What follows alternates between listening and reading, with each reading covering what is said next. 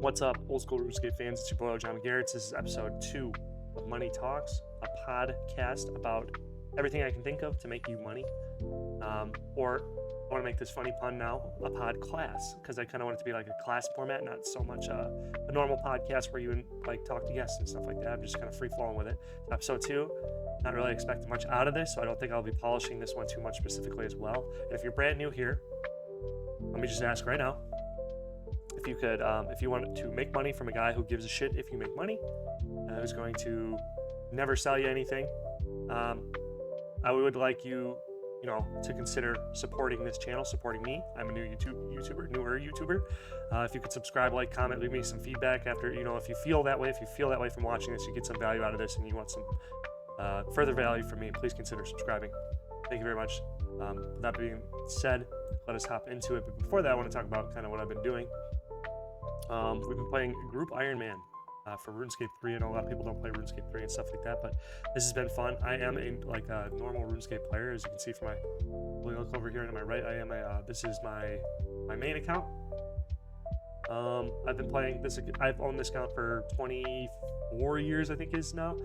And I have played a lot of RuneScape 3. Like I kind of tapped out at Invention and then Archaeology, and then when Necromancy came out, I still haven't really messed with that, but I'm still working on just getting my normal max right now passively while I do Group Iron Man. And Group Iron Man has been like a thrilling experience, honestly. It's been really fun to go through and run more optimized strats of RuneScape 3 / old school from when I have been more optimized instead of exploring time, where you're kind of fumbling around, kind of maybe where you're at right now if you're watching my type of stuff. It feels good to like to go through the motions of these polished actions where I'm making good decisions and just kind of really getting after it. I've been only able to AFK of this most of the time because I still have my family and stuff like that, but I have been able to make a lot of progress.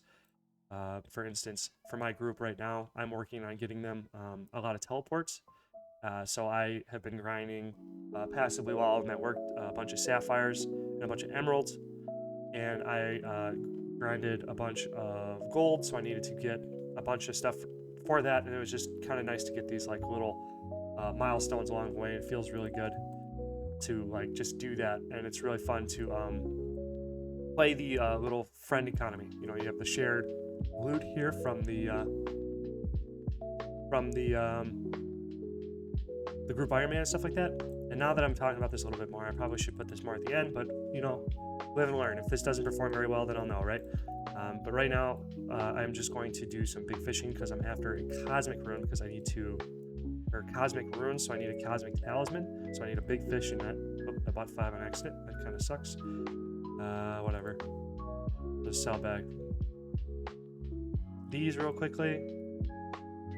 Misclick big time because I'm going for, and it's Iron Man too, so like Iron Man experience is really, really fun because you can't rely on the Grand Exchange for everything. You can rely on your team, but you can't rely on the Grand Exchange for everything. So it makes it for an interesting experience where you have to like kind of figure stuff out or use methods like big net fishing, which I never would have used prior to this. But I'm going for caskets so I can try to open one and get a strange rock. So I can get a cosmic talisman so that I can, because I mined up the 900 pure essence, and then I can go make all the cosmics, and then I gotta get out yada yada yada. It's just been a really fun experience. So I mean, like, yeah. So it's check it out if you're really interested. My team's bold, but it is really fun. So now let's hop into the meat and potatoes of the episode. While I'm over here fishing now, just make sure my guy is still smithing a little bit, and we'll hop into this. So episode 2 of the pod class. I don't know if that's going to stick or not. The first thing I want to talk about, the really most important thing I think I will point out to all the players that come to my channel, everything. The number one tip for success that I have for anything, so old school RuneScape is anything, is going to be a term called consistency. And consistency for me, I think it's just showing up again and again. So it means, like, if you say I'm going to play, or not play, but let's use weightlifting for an example first.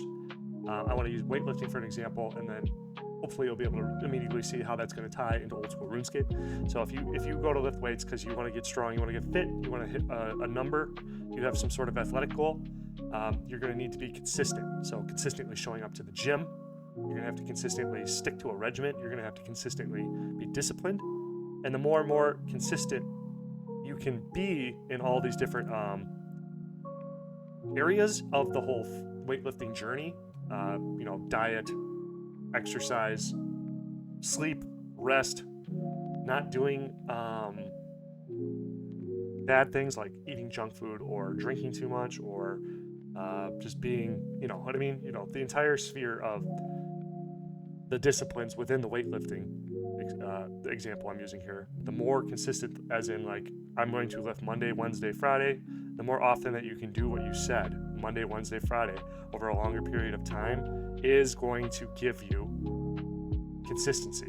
And the more you're consistent, the more you'll get from it. So then the same thing now directly applies for RuneScape too. You know what I mean? So I'm just going to, that's how you get it. That's kind of like the spitball quick version of how do you get consistency. So essentially how you get it for old school RuneScape is just playing. You know what I mean? And you're going to have a natural progression of a player. So we're going to break this down a little bit because then this will kind of paint the picture of why you'll be able to be consistent or inconsistent or whatever. But we have the first stage of all RuneScape players, and I would call that an exploratory, I don't know if I spelled that right, or experimental phase, where you are, you just got RuneScape. It's amazing. I'm warping back to when I was a little kid.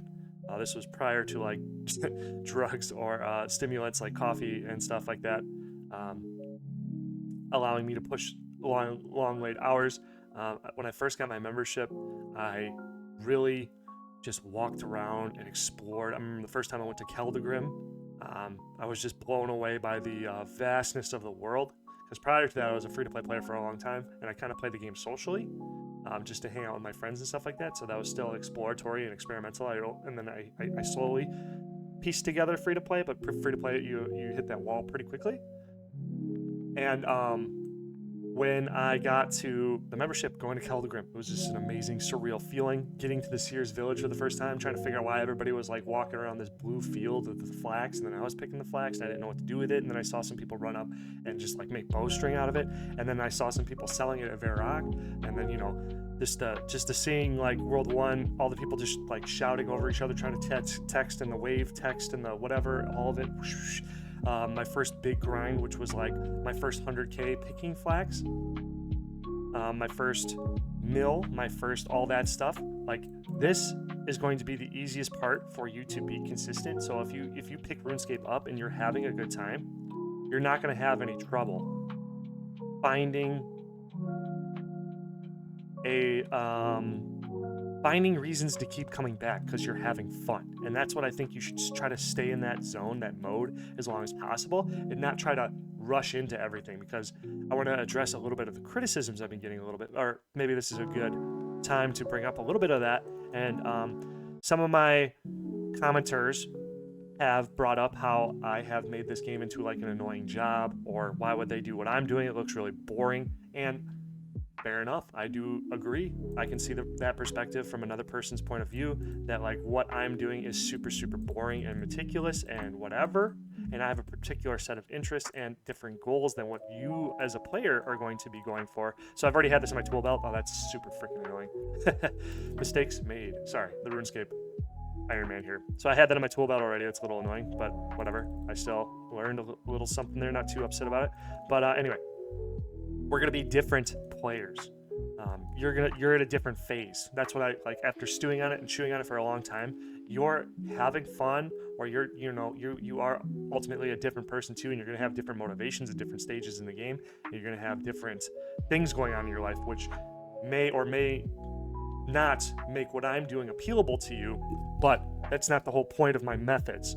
Where I'm at specifically is a little different where you're at consistently, just to recap that one more time, and that's the main thing. So then moving on from the exploratory, experimental, if you're having fun playing the game, you're not going to need any motivators.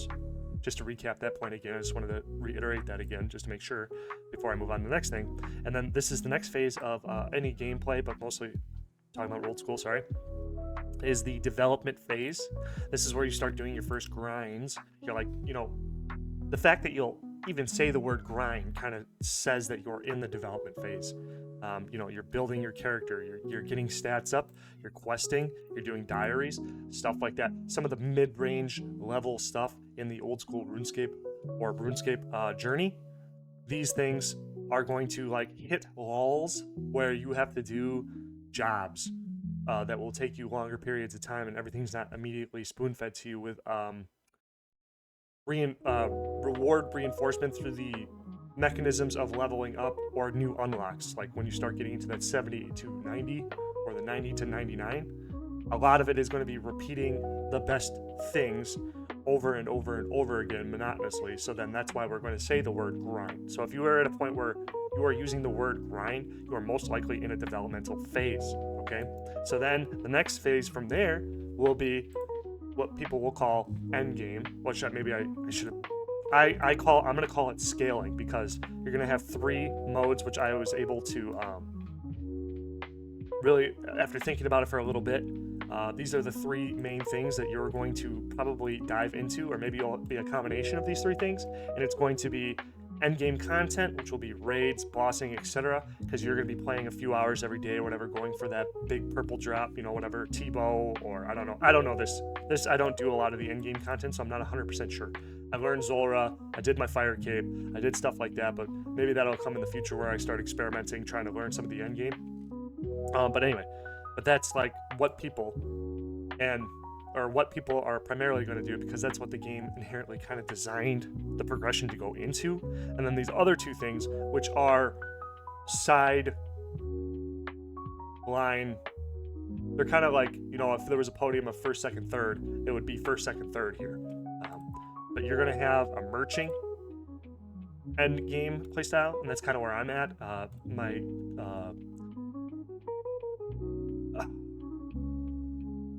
My feedback guy, who I talk to, gives me feedback on my videos or stuff I need to work on. He said I am doing primarily a thing called arbitrage, which is true. I just don't like the word specifically, because whatever. I just don't like that word specifically, but it is technically what I'm doing. What I'm doing is I'm finding a gap in the market, and then I'm exploiting that gap for profit. Or it could just essentially be called flipping. Flipping is a form of arbitrage. And then there's like, this isn't necessarily arbitrage, but investing is like betting on future updates and then making long-term trades to make a profit over a long period of time. So this is like I would consider like the second play style, and it is also kind of mechanically a part of the game.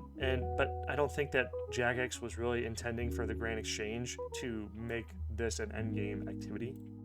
But merching is very, very, very comparable to end game content like raids and bosses and stuff like that, because the better you get at merching, the more money you can make. That is super, super, super comparable to raids, bossing, etc. So in terms of scaling, also, before I move on to the third thing, scaling you can look at as like your money maxing. So once you've played the game for a long time, normally I think the main progression that players want is the huge cash stack. They want the huge achievements, and that's why we get to the scale phase of playing. Like, how much money can I make? And that's like where we're at now here. So then we have the services. This is kind of like a hidden. This is starting to emerge onto the scene, I'll say, as like in certain circles that I'm in, you see boosting. Boosting is now being advertised as as a big service. It's like getting a lot of like investment. People are like paying for features into other Discord servers, like advertisements for boosting and stuff like that.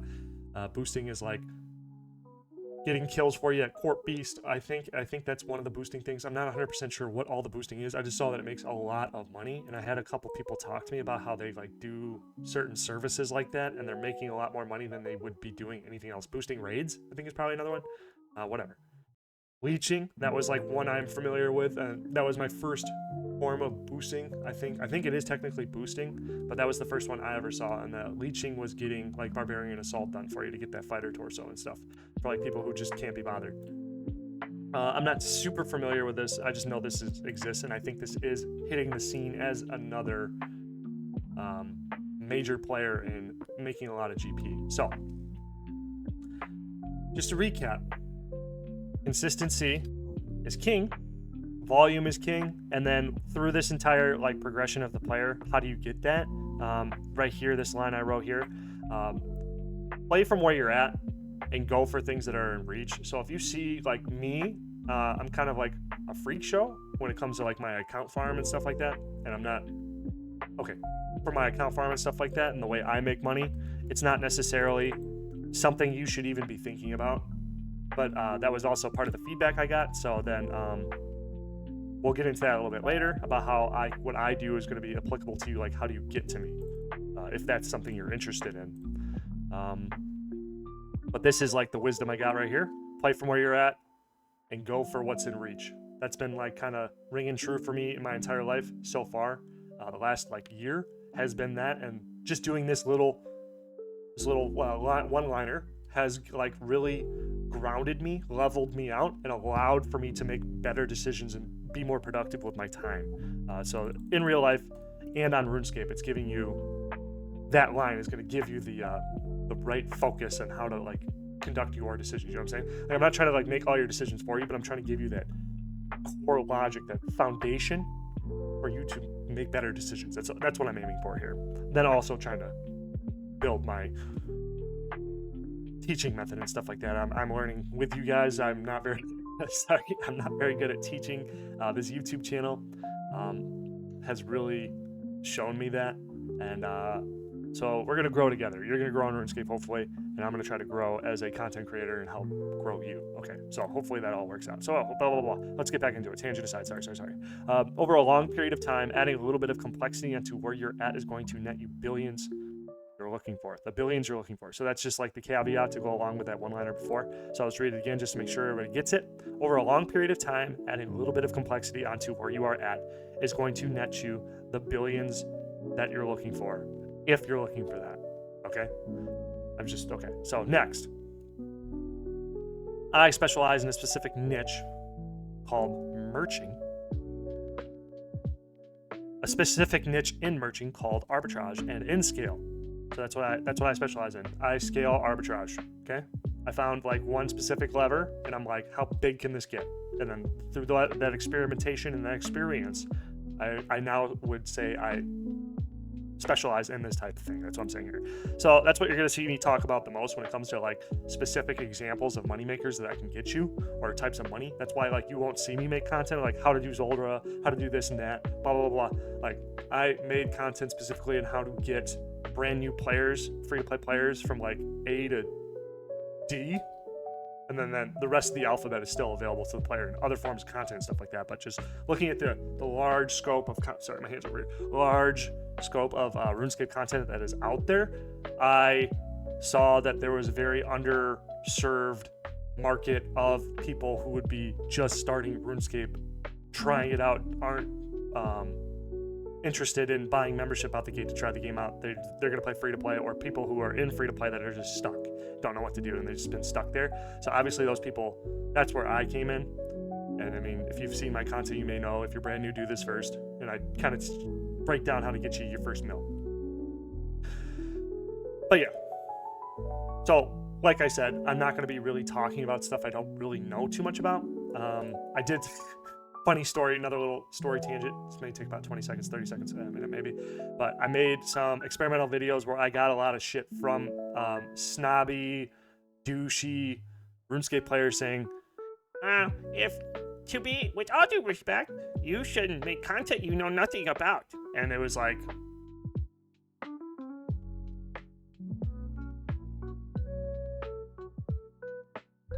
okay. But yeah, I'm over that shit now, but I'm just saying, like, that was kind of like a good warning sign. The positive part of that is that was a good warning sign that if I don't want to deal with a bunch of freaking drama, that I should probably just stay away from those areas until I'm pretty confident about what I'm talking about, like this stuff. So I'm just going to stay with this stuff for at least for right now, especially in the money talks, because I'm trying to, like, give you the most value for your time. So yeah. So you want to get into what I do, the first step I would say is I would recommend every player go for at least, or start out trying. If you ever want to merch, you ever want to flip, you ever want to invest or do any of that type of stuff, I would just even recommend doing what I do first. And that would be trying out these items, okay? So it's free to play, so everybody can do it. Low risk. Sorry. Let me just say the items. We got Fire Rune, number 1. So this is in order of priority too. Number 1 is Fire Rune. Number 2 is going to be your Air Rune. Number 3 is going to be your Water Rune. Number 4 is going to be your Earth Rune, and number 5 is going to be Pure Essence. Why? Elemental runes first. The pros are they're they're simple. They will give you consistent wins, meaning they are low risk. So, I can recommend this item for everybody to start off with if you've never gotten into flipping or anything like that, or you're just looking for something to try out. This is why I say this, because I want to get you a positive feedback. Because I'm not going to go tell you to go flip a T-bow and then you lose 100 mil in your first trade, or whatever. You know what I'm saying? Like, you're not aware of the tax and how you're going to lose a bunch of money. You didn't take that into account. Like, there's other nuances that require more explanation, and that may be in a further video later down the line. I may explain that more, but I'm assuming that when you're watching this content that you are just starting out. So I'm just appealing to that player until I start to get feedback suggesting otherwise. And I would like to appeal to more players, but I'm just trying to reach for where I'm at, you know what I'm saying? Anyway, so I'm not going to go tell you to try to go flipping monkfish or sharks or cannonballs or all those other high volume items, which are very close to what I'm suggesting here, because their margins, if you look at their charts, they go whoosh, whoosh, whoosh, whoosh, whoosh, whoosh, whoosh, whoosh. That's me going up and down. Bing, bing, bing, bing, bing, bing, bing, bing. And it's a little bit harder to predict that stuff. So when you're first trying something out, or, looking for picks, I want you to win. That's all. Okay? And I know I spent a little bit more time on that than I probably should have, but I just wanted to reinforce that idea is that I want you to win. Even if it's a low win. A small win is still a win, okay? And then from the small wins, we grow. Anyway. Then the last pro I wrote down here is that it is scalable. And what I mean by scalable is that you can do this on as many counts as you want. Hypothetically, theoretically, this is scalable infinitely. I have not found the limit yet. I have an entire community of people who are approaching 100 accounts, 200 accounts, a couple guys in the chat that have 300 plus accounts, and they're all pumping, maybe not necessarily elemental runes, but they are pumping hundreds of accounts, and they have not hit a limit on what type of scalability is here. So it is a pro. That's why. That is another reason why I suggest this, because it's a good fork. It's a good fork, crossroad that is like, okay, so now I'm here. Which way do I want to go? Sharks or 100 accounts? You know what I'm saying? Really, really, really good place for this to happen. Okay, so now the cons of it, though, there are cons. Everything is trade-offs. There's in the last video, if you talk about trade-offs, basic economics, read the book, listen to it. Trade-offs. Everything is a trade-off. There's no such thing as a solution. There are only trade-offs. Okay? So here's the trade-off here. It is slow acquisition, which means sometimes there's high competition. There's gaps in the demand sometimes. So the margins might go from 4 to 6, 5, 6, 6, 7 periods of the year. Over a year, you may hit volatility like this temporarily. This is a type of item that it will temporarily, maybe 1 week, you'll have a 5-6 margin. But then for 4 months, it'll be 4-5. And then you're able to just get your easy profits, low risk flips again. And you may just have to be a little bit more patient.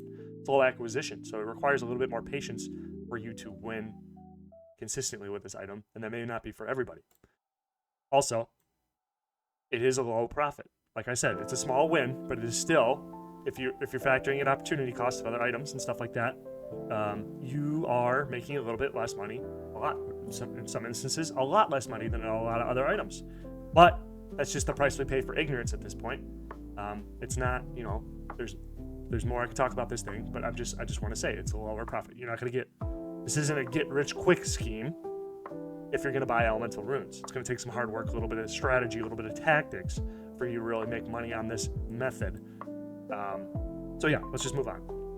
Now the reason I put Pure Essence, that's my next pick, at the end, is that, it is safe, because I'm pretty sure, let's just check the price of Pure Essence real quick.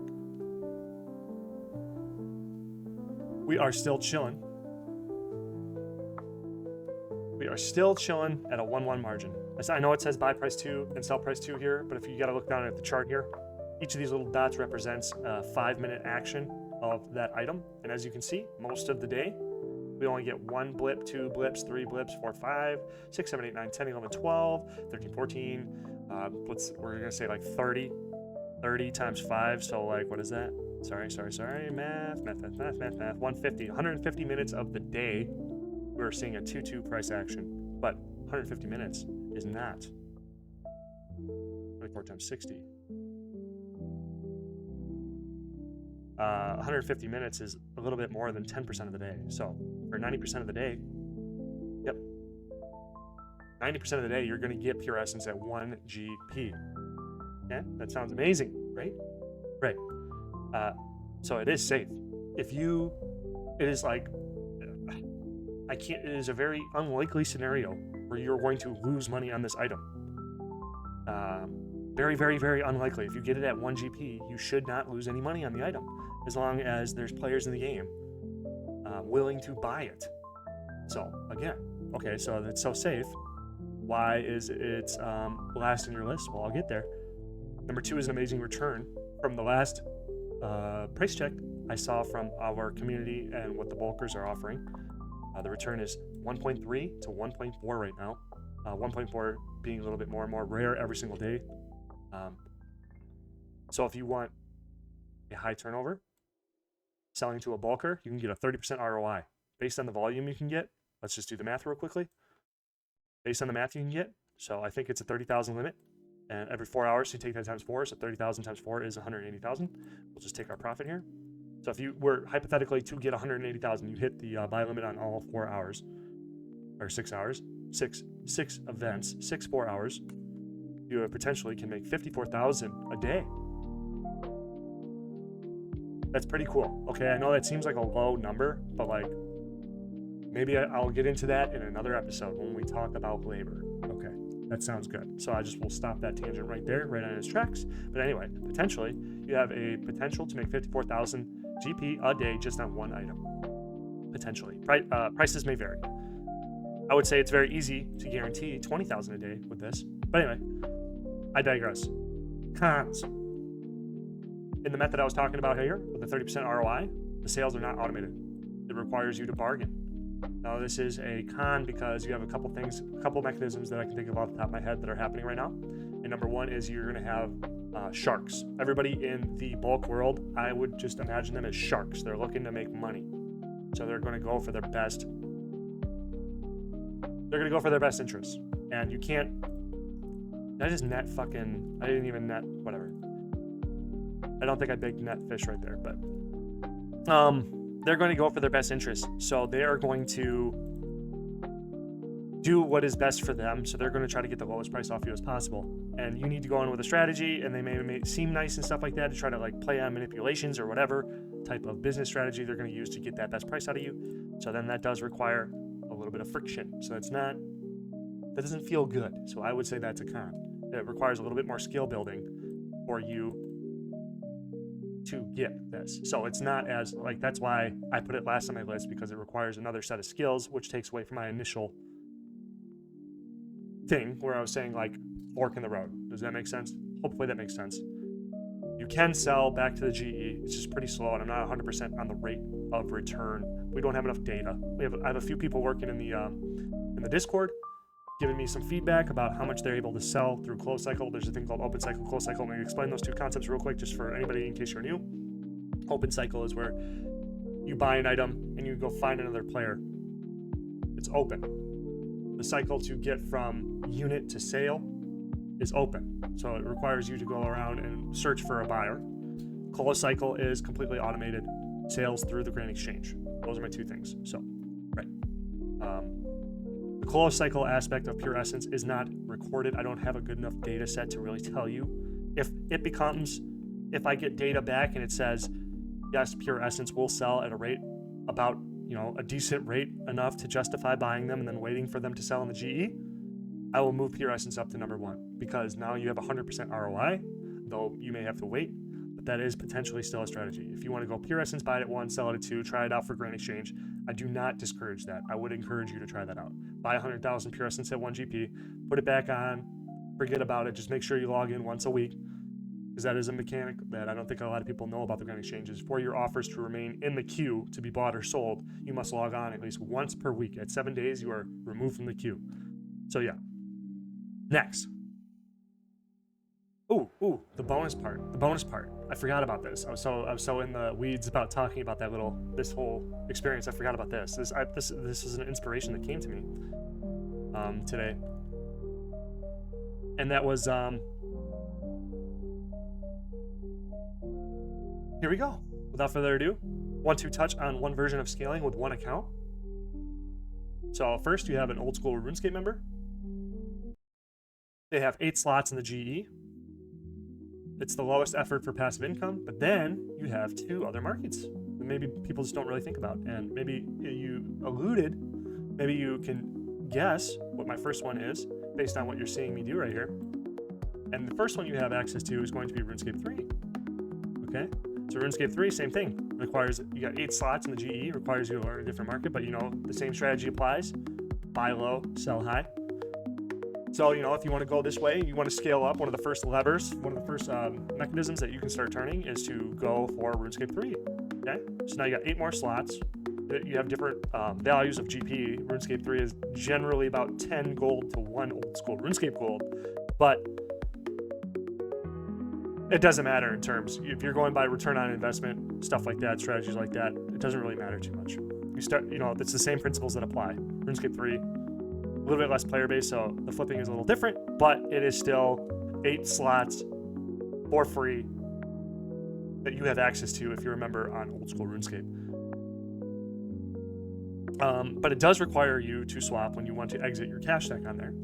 And I would recommend a guy named Oak Dice. He has a swapping plan. I'm pretty sure it's still around. Maybe I should have checked that for this video, but I'm pretty confident it's still there. There's a lot of swapping clans that do swap from old school to RuneScape 3 because it is one of those things. And this would be a services. Back to my,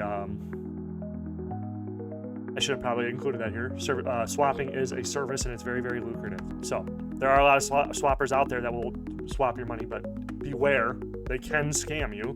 There is no RuneScape official swapping service that guarantees your money will move from one game to another, except getting a bond and converting that bond into membership, so then you can kind of capture some of that value. If you want to passively gain GP on RuneScape 3, for instance, and then whenever you hit a bond, redeem it so that you get 2 more weeks of membership on that account or whatever, that would be a way to swap it officially, and gain that value through time, potential labor time per bond, if that makes sense. Or you can save up 20 bonds to get a whole year membership. That may be fun. You know what I mean? The possibilities are endless.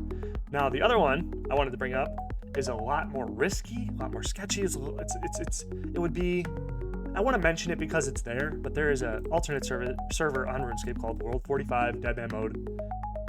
It is essentially, Deadman Mode is where you can kill other players for their whole bank. It's a super dangerous, but maybe I can do a tutorial on it. Maybe I can do a segment in Money Talks about it.